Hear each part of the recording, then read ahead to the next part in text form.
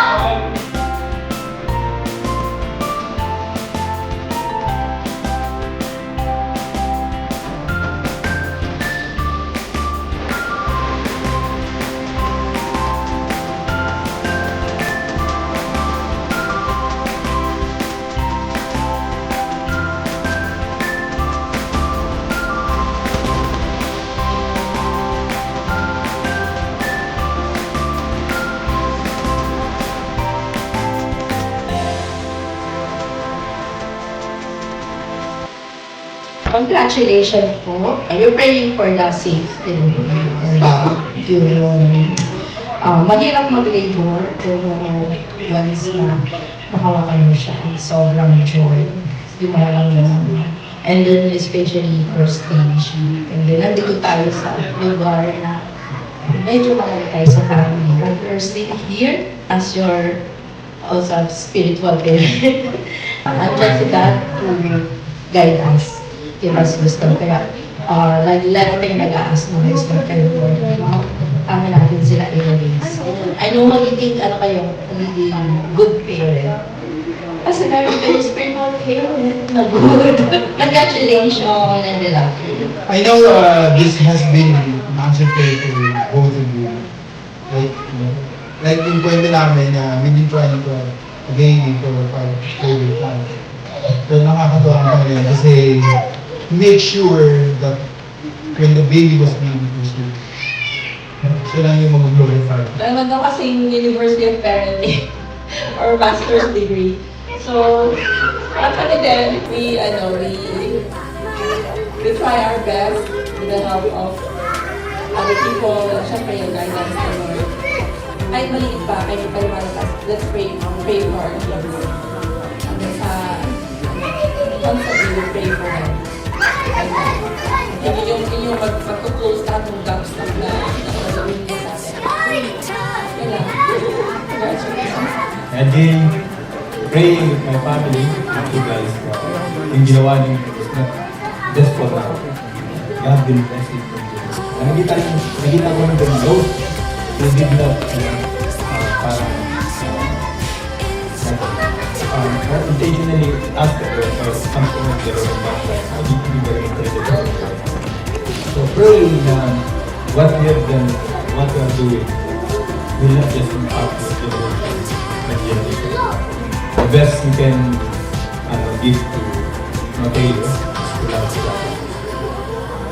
Ito na pagmamahal ko. Yun lang. The rest, it will follow.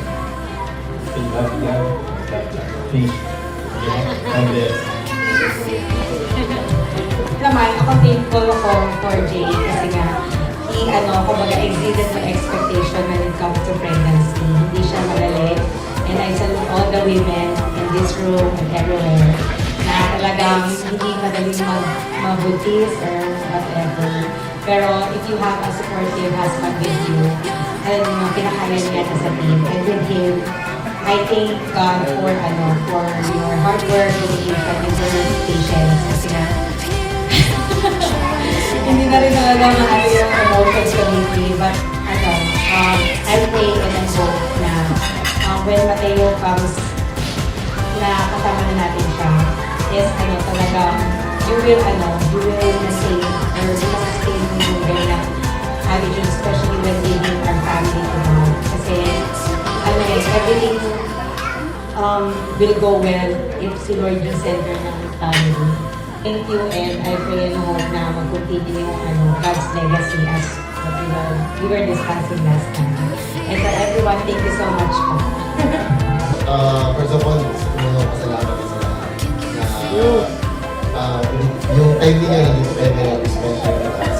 Alam naman namin na Sunday ito, kasama pamilya, sa bahay, nandito kayo ngayon sa akin. This is one of the very special things. And we appreciate you. Thank you for taking care of us. Minsan makulit sa mga sa pulo.